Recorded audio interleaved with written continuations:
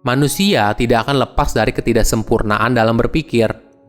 Mengetahui apa saja yang menjadi penyebab bias pikiran tidak bisa membuat kamu jadi kebal, tapi membuat kamu menjadi lebih bijak dan berusaha meminimalisir dampak bias pikiran dalam hidupmu.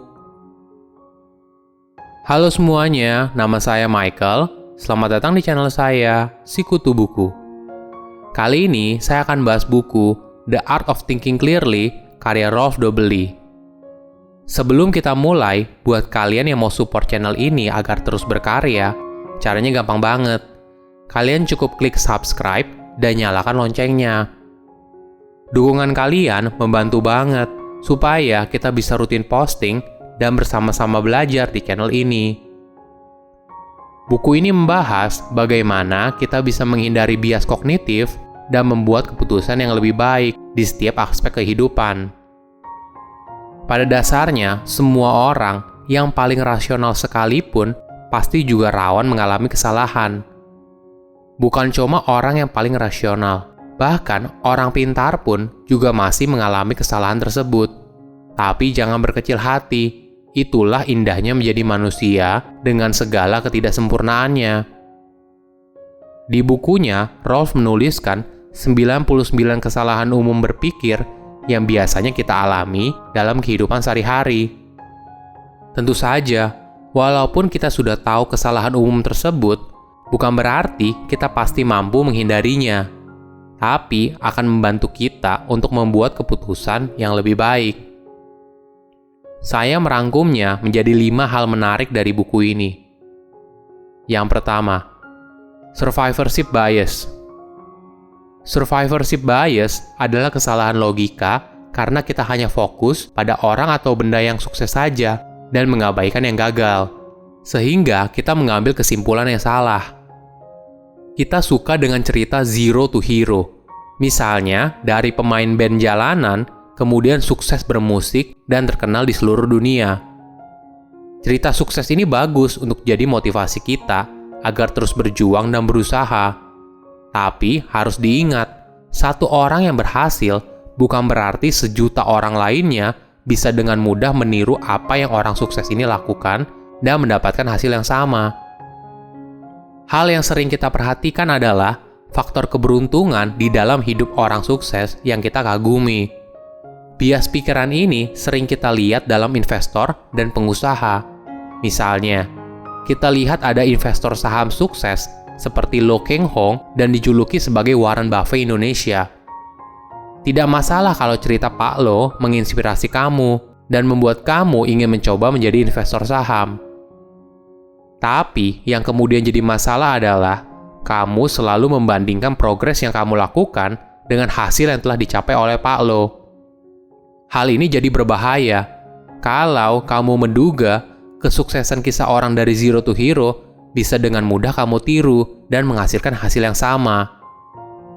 Mungkin contoh lain adalah banyak orang bercita-cita ingin jadi content creator. Seakan-akan ini merupakan cara cepat untuk kaya. Karena melihat banyak anak usia muda terus jadi content creator dan sukses. Padahal tidak semudah itu. Apabila kita mau lihat realita yang sebenarnya, masih banyak ribuan orang yang mencoba tapi gagal. Kedua, sunk cost fallacy. Sunk cost fallacy adalah kecenderungan orang untuk terus bertahan dalam kondisi yang buruk, walaupun kondisi di masa depan sulit membaik. Hal ini disebabkan karena orang tersebut sudah menginvestasikan uang, tenaga, dan cinta. Ini pasti sering kita temui. Contoh paling umum adalah pasangan yang menolak putus atau cerai, walaupun berada dalam hubungan yang toksik dan abusive. Biasanya, mereka menolak untuk move on karena merasa sudah menghabiskan banyak waktu dan energi bersama. Hal lain yang menyebabkan pasangan ini menolak untuk pisah karena takut dianggap gagal. Tentu saja tidak ada orang yang ingin dicap kalau dia membuat keputusan yang buruk. Egonya yang besar malah membuat dirinya masuk ke dalam lubang kegelapan yang semakin dalam. Menariknya, semakin lama seseorang berada dalam kondisi yang buruk, maka akan semakin sulit orang untuk move on. Tentu saja alasannya karena orang tersebut sudah menginvestasikan waktu yang begitu lama, Jadi berharap keadaan akan membaik, yang tentu saja tidak akan pernah menjadi kenyataan. Sama halnya ketika seorang investor menaruh saham pada perusahaan yang kinerjanya buruk. Investor ini tentu saja berharap agar kinerja perusahaan itu membaik. Padahal kenyataan malah sebaliknya. Walaupun pilihan yang logis adalah cut loss, tapi dia merasa rugi. Jadi, investor itu tetap bertahan pada perusahaan yang kondisinya buruk, hingga akhirnya perusahaan itu bangkrut. Ketiga, confirmation bias. Confirmation bias adalah kecenderungan seseorang untuk mencari informasi yang mendukung pemikiran atau prinsip yang dianut sebelumnya dan menyingkirkan fakta yang bertentangan. Contoh paling gampang untuk melihat hal ini adalah saat pemilihan presiden 2014 dan 2019. Di kedua pemilihan ini, mayoritas masyarakat terbagi menjadi dua kubu Jokowi dan kubu Prabowo. Setiap pendukung di masing-masing kubu tentu saja menjagokan pilihannya. Tapi, seperti halnya setiap manusia, tentu saja setiap calon pasangan presiden pada masa itu ada hal yang baik dan kurang baiknya. Nah, pertanyaan menariknya seperti ini. Apa yang dilakukan oleh pendukung Jokowi ketika melihat ada berita yang berisi informasi yang kurang baik tentang Jokowi? Pertanyaan yang sama juga berlaku bagi pendukung Prabowo. Apakah pendukungnya menerima informasi yang kurang baik tentang Prabowo? Tentu saja masing-masing pendukung merasa informasi tersebut adalah berita yang kurang tepat. Atau bahayanya, mereka pikir itu hoaks, walaupun bersumber dari portal berita yang resmi. Makanya, sekarang banyak masyarakat lebih percaya pada akun anonim dan influencer, karena mereka memberikan pemikiran yang sependapat dengan pilihan mereka, daripada hasil cek fakta dari portal berita yang resmi. Bahayanya lagi, algoritma pencarian internet biasanya menyesuaikan dari selera orang tersebut.